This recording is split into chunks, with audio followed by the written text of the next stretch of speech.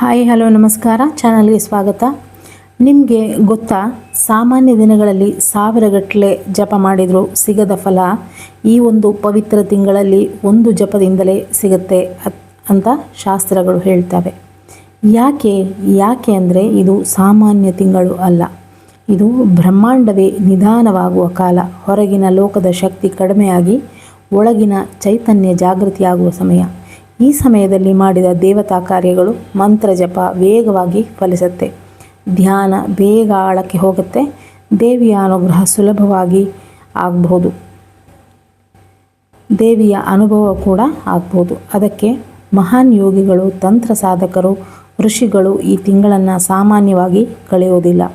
ಮದುವೆ, ಮುಂಜಿ, ಗೃಹ ಪ್ರವೇಶ, ಲೌಕಿಕ ಕಾರ್ಯಕ್ರಮಗಳಿಗಿಂತ ಈ ಸಮಯವನ್ನು ಅವರು ದೇವರಿಗಾಗಿ ಉಳಿಸಿಕೊಂಡರು. ಯಾಕೆಂದರೆ ಇದು ಸಾಧಕನ ಬದುಕಿನ ದಿಕ್ಕನ್ನೇ ಬದಲಾಯಿಸಬಹುದಾದ ಕಾಲ ಅಂತ ಪರಿಗಣಿಸಲಾಗುತ್ತೆ. ಈ ವಿಡಿಯೋದಲ್ಲಿ ಮೇ 17ರಿಂದ ಜೂನ್ 15 ತನಕ ಇರುವಂತಹ ಅಧಿಕ ಮಾಸದ ಬಗ್ಗೆ ತಿಳ್ಕೊಳ್ಳೋಣ. ಅಧಿಕ ಮಾಸ ಎಷ್ಟು ಪವರ್ಫುಲ್, ಒಂದು ಜಪ ಕೋಟಿ ಜಪಕ್ಕೆ ಸಮ ಅಂತ ಯಾಕೆ ಹೇಳ್ತಾರೆ, ಈ ಸಮಯದಲ್ಲಿ ಯಾವ ಸಾಧನೆ ಮಾಡಿದರೆ ವೇಗವಾಗಿ ಫಲ ಸಿಗುತ್ತೆ, ಮತ್ತು ಯಾಕೆ ಈ ತಿಂಗಳಲ್ಲಿ ಶುಭ ಕಾರ್ಯಗಳನ್ನು ತಪ್ಪಿಸ್ತಾರೆ ಎಲ್ಲ ತಿಳ್ಕೊತೀರಿ ವಿಡಿಯೋ ಕೊನೆ ತನಕ ನೋಡಿದರೆ. ಹಿಂದೂ ಧರ್ಮದಲ್ಲಿ ಅತ್ಯಂತ ರಹಸ್ಯಮಯ ಮತ್ತು ಶಕ್ತಿಯುತ ಕಾಲಗಳಲ್ಲಿ ಒಂದು ಯಾವುದು ಅಂದರೆ ಅದು ಅಧಿಕ ಮಾಸ.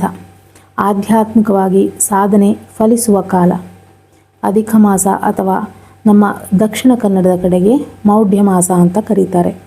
ಚಂದ್ರನ ಕಾಲ ಮತ್ತು ಸೂರ್ಯನ ಕಾಲದ ನಡುವೆ ಉಂಟಾಗುವ ವ್ಯತ್ಯಾಸವನ್ನು ಸಮತೋಲನಗೊಳಿಸಲು 2.5ರಿಂದ 3 ವರ್ಷಕ್ಕೊಮ್ಮೆ ಒಂದು ಹೆಚ್ಚುವರಿ ತಿಂಗಳು ಬರುತ್ತೆ. ಅದನ್ನು ಅಧಿಕ ಮಾಸ ಅಂತ ಕರೀತಾರೆ. ಇದನ್ನೇ ಪುರುಷೋತ್ತಮ ಮಾಸ ಅಥವಾ ಮಲಮಾಸ ಅಂತ ಕೂಡ ಕರೀತಾರೆ. ಈ ಸಮಯದಲ್ಲಿ ಹೊಸ ರಾಶಿಗೆ ಸೂರ್ಯ ಪ್ರವೇಶಿಸಿದ ಕಾರಣ ಹೊರಗಿನ ಲೋಕದ ಚಟುವಟಿಕೆ ಕಡಿಮೆ ಆಗುತ್ತೆ. ಒಳಗಿನ ಶಕ್ತಿ ಹೆಚ್ಚು ಸಕ್ರಿಯವಾಗುತ್ತೆ. ಇದೇ ಕಾರಣಕ್ಕೆ ಈ ತಿಂಗಳು ಸಾಧನೆಗೆ ಅತ್ಯಂತ ಶಕ್ತಿಯುತ ಕಾಲ.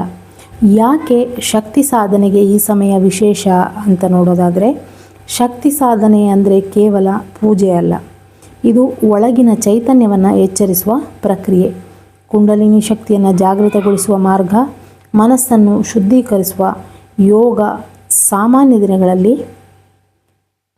ಕೆಲಸ, ಹಣ, ಸಂಬಂಧಗಳು, ಭಯ, ಆಸೆಗಳು ಇವುಗಳಲ್ಲೇ ಮನಸ್ಸು ಸಿಕ್ಕಾಕೊಂಡಿರುತ್ತೆ.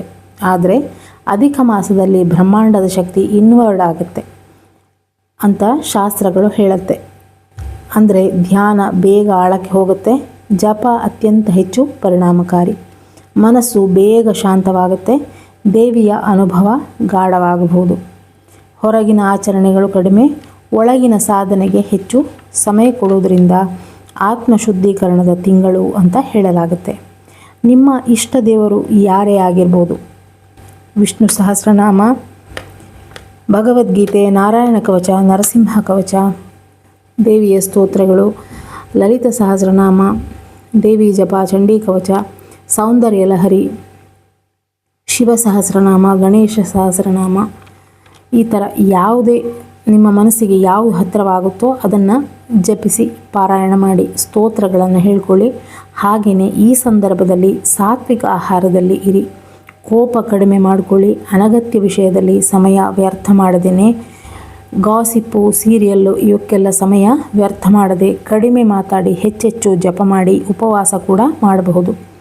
ಸಾಧನೆ ಮಾಡಲು ಅತ್ಯಂತ ಶುಭ ಕಾಲ ಅಂತ ಹೇಳಲಾಗುತ್ತೆ. ಹಾಗೆಯೇ ಈ ಸಮಯದಲ್ಲಿ ಯಾರಿಗಾದರೂ ಅಗತ್ಯ ಇರೋರಿಗೆ ದಾನವನ್ನು ಮಾಡಬಹುದು. ಈ ಸಮಯದಲ್ಲಿ ಮದುವೆ, ಗೃಹ ಪ್ರವೇಶ ಯಾಕೆ ಮಾಡೋದಿಲ್ಲ ಅಂದರೆ ಇದು ಅಶುಭ ತಿಂಗಳು ಎಂಬ ಕಾರಣಕ್ಕಾಗಿ ಅಲ್ಲ.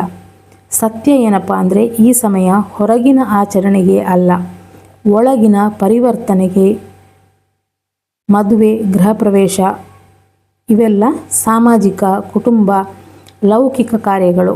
ಆದರೆ ಅಧಿಕ ಮಾಸದ ಶಕ್ತಿ ಧ್ಯಾನ, ತಪಸ್ಸು, ಆತ್ಮಚಿಂತನೆ, ಜಪದ ಸಾಧನೆ, ಮಂತ್ರಸಿದ್ಧಿ ಇದಕ್ಕೆ ಅನುಕೂಲಕರ. ಹಾಗಾಗಿ ಶಾಸ್ತ್ರಗಳು ಹೇಳುವುದು ಈ ಸಮಯವನ್ನು ದೇವರಿಗಾಗಿ ಉಪಯೋಗಿಸಿ, ನಮ್ಮದಾದಂತಹ ಕರ್ಮವನ್ನು ಕಳೆಯಲು ಉಪಯೋಗಿಸಿ ಎಂಬುದಾಗಿ. ಕುಂಡಲಿನಿ ಶಕ್ತಿ ಇನ್ವರ್ಡ್ ಮೂಮೆಂಟ್ನಲ್ಲಿ ಇರುವ ಕಾಲ ಎಂದು ಸಾಧಕರು ಹೇಳ್ತಾರೆ. ಆದ್ದರಿಂದ ಲಲಿತಾ ಉಪಾಸನೆ, ದುರ್ಗಾ ಉಪಾಸನೆ, ತ್ರಿಪುರ ಸುಂದರಿ ಜಪ, ಶ್ರೀವಿದ್ಯಾ ಸಾಧನೆ, ಧ್ಯಾನಗಳು ಹೆಚ್ಚು ಪರಿಣಾಮಕಾರಿ. ಈ ಸಮಯದಲ್ಲಿ ಜಪದ ಶಕ್ತಿ ಹೇಗೆ ಮಲ್ಟಿಪ್ಲೈ ಆಗುತ್ತೆ ಅನ್ನುವ ಪ್ರಶ್ನೆಗೆ ಇದು ಗಣಿತದ ಲೆಕ್ಕ ಅಲ್ಲ, ಇದು ಶಕ್ತಿಯ ಗುಣಮಟ್ಟದ ಬಗ್ಗೆ. ಉದಾಹರಣೆಗೆ, ಒಂದು ಸಾಮಾನ್ಯ ಮಣ್ಣಿನಲ್ಲಿ ಒಂದು ಬೀಜವನ್ನು ಬಿತ್ತಿದರೆ ಅದು ನಿಧಾನವಾಗಿ ಬೆಳೆಯುತ್ತೆ. ಆದರೆ ಅದೇ ಬೀಜವನ್ನು ಉತ್ತಮ ಮಣ್ಣು, ಸರಿಯಾದ ಮಳೆ, ಸೂಕ್ತ ವಾತಾವರಣದಲ್ಲಿ ಹಾಕಿದಾಗ ಅದು ವೇಗವಾಗಿ ಬೆಳೆಯುತ್ತೆ. ಹಾಗೆಯೇ ಸಾಮಾನ್ಯ ದಿನಗಳಲ್ಲಿ ಮಾಡಿದ ಮಂತ್ರ ಜಪ, ಪಾರಾಯಣ ಒಂದು ರೀತಿಯ ಫಲ ಕೊಡುತ್ತೆ. ಆದರೆ ಅಧಿಕ ಮಾಸದಲ್ಲಿ ಮನಸ್ಸಿನ ತರಂಗಗಳು, ಬ್ರಹ್ಮಾಂಡದ ಶಕ್ತಿ ಸಾಧನೆಗೆ, ಸೂಕ್ಷ್ಮ ವಾತಾವರಣ ಎಲ್ಲವೂ ಸಾಧಕನಿಗೆ ಅನುಕೂಲಕರವಾಗಿರುವುದು ಈ ಸಮಯದಲ್ಲಿ. ಅಧಿಕ ಮಾಸದ ಬಗ್ಗೆ ಪದ್ಮಪುರಾಣ, ಸ್ಕಂದ ಪುರಾಣ, ನಾರದ ಪುರಾಣ, ಭವಿಷ್ಯ ಪುರಾಣ ಇವುಗಳಲ್ಲಿ ಅಧಿಕ ಮಾಸದ ಬಗ್ಗೆ, ಅದರ ಸಾಧನೆಯ ಬಗ್ಗೆ ಕೂಡ ಉಲ್ಲೇಖವಿದೆ. ಯಾರು ಸಾಧನೆ ಮಾಡ್ಬೋದು ಅನ್ನುವ ಪ್ರಶ್ನೆಗೆ ಎಲ್ಲರೂ ಸಾಧನೆ ಮಾಡಬಹುದು. ಹೆಂಗಸರು, ಗಂಡಸರು, ಮಕ್ಕಳು ಎಲ್ಲರೂ ಮಾಡಬಹುದು. ಏಜ್ ರಿಸ್ಟ್ರಿಕ್ಷನ್ ಇಲ್ಲ. ಕರ್ಮ ಕಳೆದು ಮುಂದಿನ ಜೀವನವನ್ನು ಉತ್ತಮಗೊಳಿಸಬೇಕು ಅನ್ನುವವರು ಖಂಡಿತ ಈ ಸಮಯವನ್ನು ಉಪಯೋಗಿಸಿ. ಒಂದು ಸಲ ಲಲಿತಾ ಸಹಸ್ರನಾಮವನ್ನು ಭಕ್ತಿ ಶ್ರದ್ಧೆಯಿಂದ ಪಾರಾಯಣ ಮಾಡಿದರೆ ಕೋಟಿ ಲಲಿತಾ ಸಹಸ್ರನಾಮ ಪಾರಾಯಣದ ಫಲ ಬರುವುದಂತೆ. ಹೀಗೆ ನಿಮ್ಮ ಇಷ್ಟ ದೇವರ ನಾಮಜಪ, ಬೀಜಮಂತ್ರ, ಸ್ತೋತ್ರ, ಶ್ಲೋಕ ಪಠಣ ಯಾವುದನ್ನು ಬೇಕಾದರೂ ಮಾಡಬಹುದು. ಆದರೆ ನಿಮಗೆ ಮಾಡುವ ಮನಸ್ಸು ಇರಬೇಕಷ್ಟೆ. ಕುಂಡಲಿನಿ ಜರ್ನಿಯಲ್ಲಿ ಇರುವವರು ಕೂಡ ಧ್ಯಾನವನ್ನು ಮತ್ತು ಜಪದ ಸಮಯವನ್ನು ಸ್ವಲ್ಪ ವಿಸ್ತರಿಸಿ.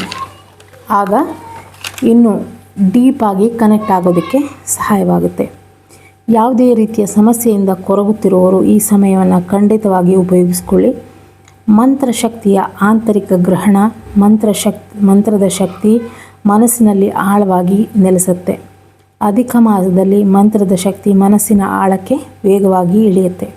ಸುಪ್ತ ಮನಸ್ಸು ರಿಸೀವಿಂಗ್ ಮೋಡ್ನಲ್ಲಿ ಇರೋದು, ಆದ್ದರಿಂದ ಮಂತ್ರದಿಂದ ಉಂಟಾದ ವೈಬ್ರೇಷನ್ ಡೀಪರ್ ಲೇಯರಿಗೆ ಹೋಗುತ್ತೆ.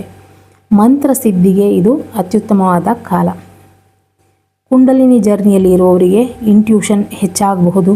ದೇವಾಲಯದ ಕನಸು, ಮಂತ್ರ ಕೇಳಿದ ಅನುಭವ, ದೇವಿ ದೇವರ ಕನಸು ಹೀಗೆಲ್ಲ ಬರಬಹುದು. ಈ ಅಧಿಕ ಮಾಸ ಎಲ್ರಿಗೂ ಬರುತ್ತೆ. ಆದರೆ ಈ ಒಂದು ತಿಂಗಳು ನಿಮ್ಮ ಮನಸ್ಸನ್ನು, ನಿಮ್ಮ ಕರ್ಮವನ್ನು, ನಿಮ್ಮ ಜೀವನದ ದಿಕ್ಕನ್ನೇ ಬದಲಾಯಿಸಬಹುದು.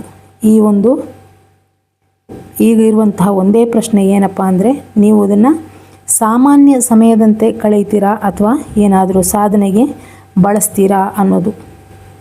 ಈ ಅಧಿಕ ಮಾಸವನ್ನು ಅಧಿಕವಾಗಿ ಸಾಧನೆಗೆ ಬಳಸಿ, ಅಧಿಕವಾದ ಕರ್ಮವನ್ನು ಕಳೆದು ಆಕೆಯ ಕೃಪೆಗೆ ಪಾತ್ರರಾಗಿ ಉತ್ತಮ ಜೀವನವನ್ನು ನಡೆಸಿ ಅಂತ ಹೇಳ್ತಾ ಮುಂದಿನ ವಿಡಿಯೋದಲ್ಲಿ ಸಿಗ್ತೀನಿ. Thank you for watching.